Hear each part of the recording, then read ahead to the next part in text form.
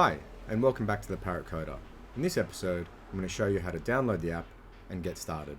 So first of all, go to the parrot-coder.com website and create an account for yourself if you haven't already, and then log in. Once you've logged in, navigate to this download tab, and then from there, download the DMG. From there, double click the DMG, and then drag the app to your app folder.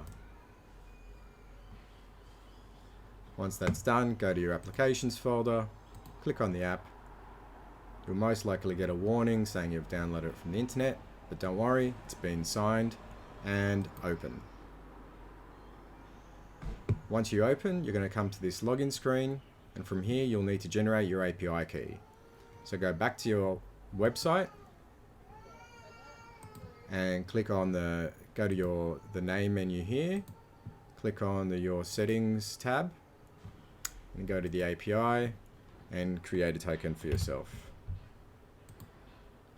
That'll print out the token to the screen. You can copy that to the clipboard, then go back to the app and paste it in here. If you want to store that key locally, you can just click on this button here and it'll store it locally, and then just sign in. Once you've signed in, you can go ahead and create your first parrot. Thanks very much, and I'll see you in the next episode.